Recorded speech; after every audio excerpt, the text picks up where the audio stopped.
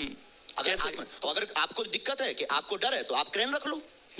वो भड़काऊ कैटेगरी में नहीं लगा आपको? बिल्कुल नहीं। हिंसा अगर अपनी रक्षा के लिए अगर बुलडोजर रखना अगर जो है भड़काऊ है तो आपको लग रहा है कि ये होते रहना चाहिए। ये समाज अब ऐसा हो गया है कि यहाँ पर जरूरत आन पड़ी है कि भाई हमें बुलडोजर रखना पड़ेगा, हमें अपनी आत्मरक्षा खुद करनी पड़ेगी। इस तरह का समाज आप मानते हैं? आदिकाल हमारे भारत वर्ष में तो ये कहा जाता है शांति प्रिय देश। फिर माननीय प्रधानमंत्री जी आत्मनिर्भर की बात क्यों कर रहे हैं?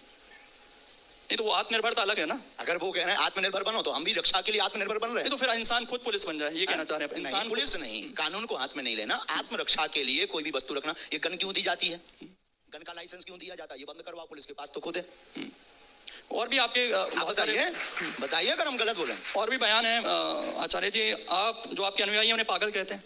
हाँ, अच्छा है। क्यों? पागल का मतलब प्रभु को पाकर के जो गल जाए वो पागल। पागल का अर्थ है, पागल को आप उल्टा पढ़ो तो लग पा, प्रभु के चरणों में लग जाओ वो पागल।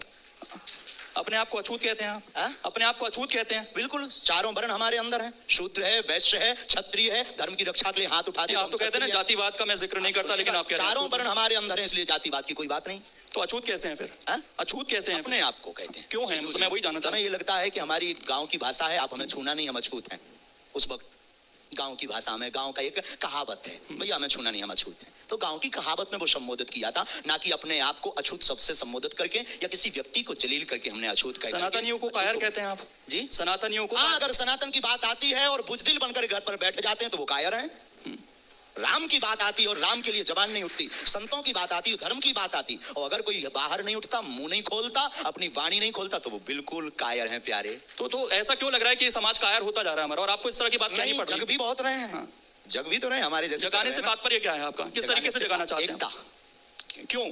आप कहते हैं मैं जाति नहीं मानता, मैं धर्म नहीं मानता, तो आप इंसान को एक कीजिए ना। आप सनातन जोड़ देते हैं। सनातन का मतलब कोई पर्टिकुलर धर्म नहीं, सनातन का मतलब वो धर्म जिसमें बसो सारे धर्मों को एक करना चाहते हैं। पूरी बात। वसुदेव कुटुंबकम की चर्चा, हम उस सनातन धर्म की बात कर रहे हैं जिसके मंदिरों से आवाज निकलती है विश्व का कल्याण हो, विश्व में शांति हो, प्राणियों में सद्भावना हो। और जो इस चीज को नहीं मानते वो दूसरे धर्म को मानते हैं। अगर वो नहीं मानते तो वो मानव है, नहीं है, मानव समाज में रहने के लिए। दूसरे धर्म की बात कर रहा हूँ मैं सर, जो वो अपना पालन। धर्म हमारे, सब धर्म हमारे हैं जिसमें मानवता सबसे पहले, हमारा उद्देश्य मानवता। तो एकता की जरूरत क्यों है? समाज बिखर रहा है क्या आपकी नजर में? बहुत ज्यादा जातिवाद के नाम पर रोटियां सेकी जा रही हैं श्रीमान। आपको न्यूज नहीं पढ़ रहे आप? नहीं, न्यूज तो कुछ जगह की आती हैं, उससे पूरे समाज को हम ताना बाना बिगाड़ने का काम कर रहे हैं। समाजों को एक करना जरूरी है। आप भी न्यूज चलाइए ये काट कर हमारी अलग से।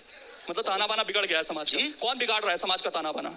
अब आपकी नजर पर कह दें? नहीं, कह दीजिए, जब उसको भी चला देंगे काट। अरे साहब इतने ज्यादा भी नहीं। नहीं चला देंगे आप बोले कौन बिगाड़ रहा है ताना बाना, जिसको एकता की जरूरत पड़ रही है? श्री गणेश हम आप कर रहे हैं, श्री गणेश हम आप हम बिगाड़ रहे हैं। अच्छा, आप और हम दोनों। तो वही तो मैं कह रहा था कि भड़काने वाली बात है क्या आपके बयानों से जिससे ताना बाना बिगड़े?